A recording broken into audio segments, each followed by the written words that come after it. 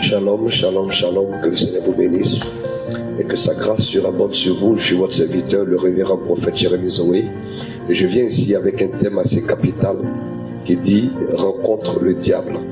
Je suis en Matthieu, n'est-ce pas, le chapitre 4. La Bible déclare que Jésus va faire une rencontre après un grand moment de jeûne.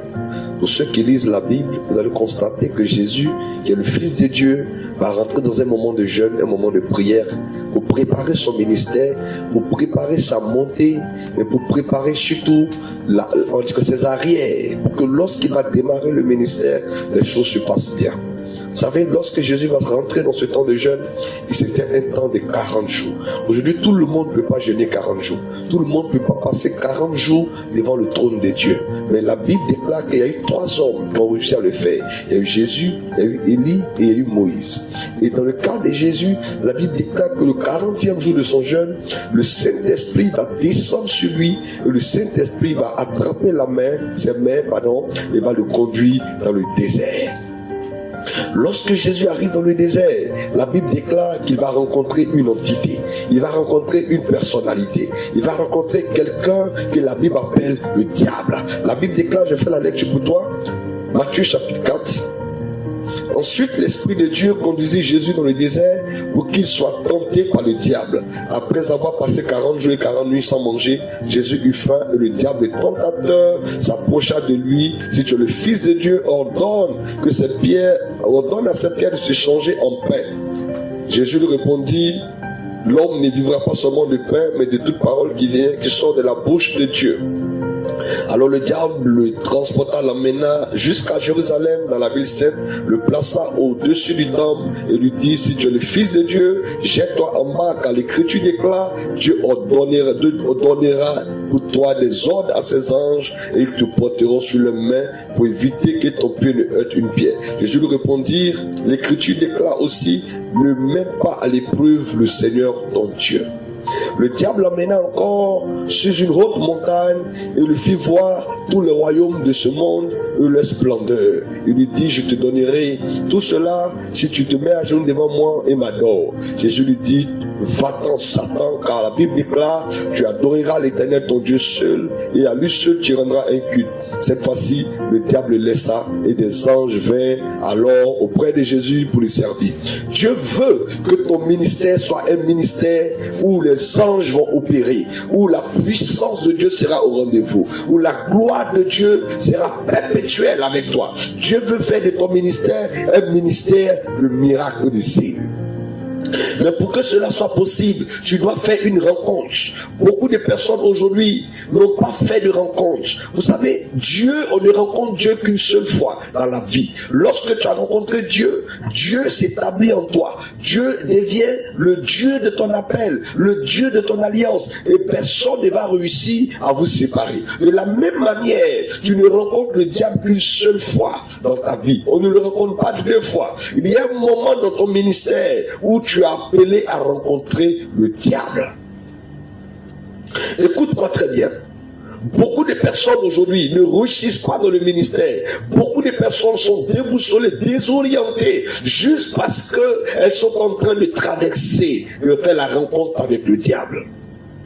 Vous savez, il y a eu des années en arrière, en 2013, Dieu m'a fait traverser une épreuve. Et durant cette épreuve, un ange s'est révélé à moi et m'a dit, voici l'un des mystères que le ciel me permet de te révéler. Cette fin n'est pas ta fin, mais tu dois rencontrer le diable. Et il me dit, tout prophète qui n'a pas croisé le diable ne décollera pas bien. Et tu peux décoller, mais tu ne vas pas bien décoller. Tu peux grandir, mais tu ne vas pas bien grandir. Il dit, tout roi qui n'a pas encore rencontré le diable ne porte pas en lui l'approbation et l'authenticité de Dieu. C'est Jésus lui-même, pour que son ministère soit authentifié, il a eu besoin de rencontrer le diable. Ce n'est pas toi qui ne vas pas le rencontrer. Alléluia. Il me dit, toute personne qui veut opérer sous une grande onction doit passer l'épreuve de la rencontre avec le diable. Oui, toi, serviteur, servant de Dieu qui m'écoute, tu dois pouvoir rencontrer le diable. Israël dans le désert, la Bible déclare que le Seigneur va les conduire en quittant Canaan. La Bible dit qu'ils ont quitté l'Égypte, ils partaient à Canaan. Dieu va les accompagner dans la nuée et dans le feu. Ils avaient ce qu'on appelle la présence perpétuelle de Dieu avec eux. Dieu les orientait, Dieu veillait sur eux. Mais à un moment donné, à un point du désert, la Bible déclare qu'ils vont rencontrer des serpents. Et ces serpents vont commencer à les piquer, à les mordre, de sorte que plusieurs vont commencer à mourir. Et Dieu va leur donner la révélation. Le serpent est l'image du diable. La rencontre avec le diable dans le désert, il est l'image du diable. Et la Bible dit que Dieu lui a dit, si le serpent brûlant vous a piqué, levez les yeux vers le serpent des reins.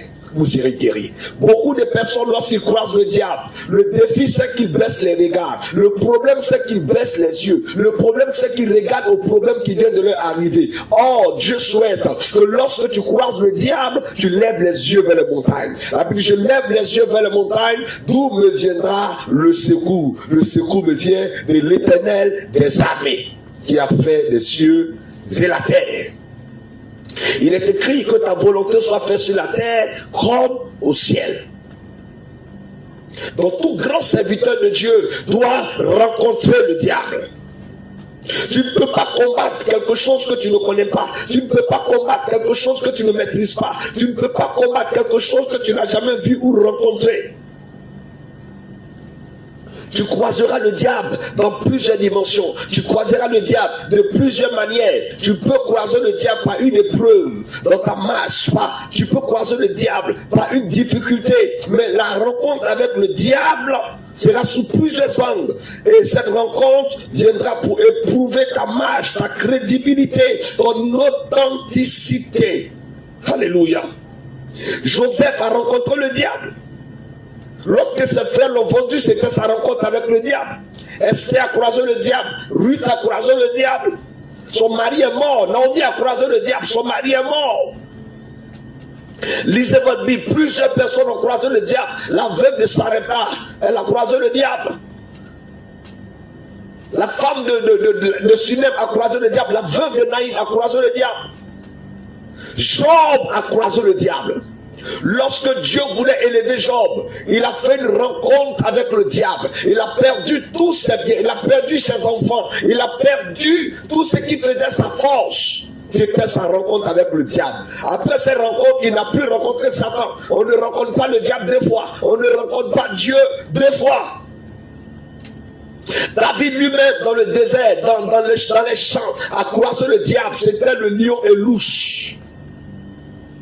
Tu peux croiser le diable à travers une humiliation, à travers une épreuve, à travers la mort d'un être cher, à travers une sécheresse, à travers la boisson, l'ivrognerie, à travers le sexe, à travers, n'est-ce pas, le péché sexuel, à travers, n'est-ce pas, la chute dans le péché sexuel, à travers l'amour de l'argent, à travers la galère, la solitude, la dépression, la trahison, les prisons, le manque, la souffrance, la maladie, des déceptions.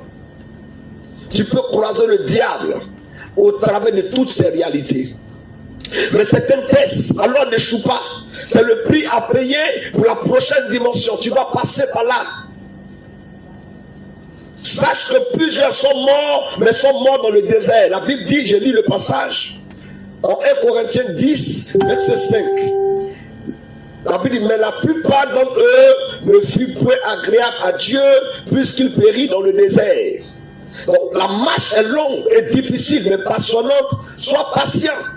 Le Saint-Esprit te conduira un jour dans le désert pour que tu rencontres le diable et que tu sois tenté. N'oublie pas que c'est un test. Tu dois réussir ce test. Une vérité, c'est que tu ne peux rencontrer le diable qu'une fois. Lorsque tu l'as rencontré, tes émotions vont changer, tes envies vont changer, tes décisions vont changer, ta mentalité va changer, ton cœur va changer, tu ne seras plus le même homme. Quelque chose va se produire en toi, quelque chose va se passer en toi, parce que tu as croisé le diable. Je vais terminer pour dire, toute personne qui veut naviguer dans les profondeurs avec Dieu doit rencontrer le diable. Tu dois le rencontrer. Que le Seigneur te bénisse. Je prie pour toi qui m'entends maintenant, toi qui as pris le temps d'écouter ce message. Je prie au nom de Jésus-Christ que cette rencontre ne soit pas une chute pour toi, que durant cette rencontre, que tu ne perdes pas la révélation. Que durant cette rencontre, que tu gardes ta position. Que durant cette rencontre, que la mort ne te domine pas, que l'épreuve ne te domine pas. Que durant cette rencontre, que la force de l'esprit ne te quitte pas. Lorsque Samson a rencontré le diable, il a perdu ses yeux et ses cheveux. Mais la Bible déclare que lorsqu'il a levé les regards vers le trône de Dieu, ses cheveux recommençaient à pousser. Que ce qui était mort commence à repousser. Que ce qui était terre commence à se rallumer. Que ce qui avait été étouffé reçoive la vie de Dieu au nom de Jésus. Et que maintenant même tu entends ma voix, quelque chose commence à se produire en toi. Les obstacles, les barrières invisibles, ce qui était venu te décourager au point que tu avais perdu espoir. Je suis prophète, je renouvelle tes forces. Par l'autorité de Dieu, je déclare, lève-toi et marche. Que la vie de Dieu soit en toi. Que la vie spirituelle de Dieu soit en toi. Que la mort ne soit pas ton terminus. Cette fin n'est pas ta fin. Cette fin n'est pas ta fin. Cette fin n'est pas ta fin. Que le Seigneur te bénisse et que sa grâce soit sur ta vie. Shalom, shalom, shalom et shalom.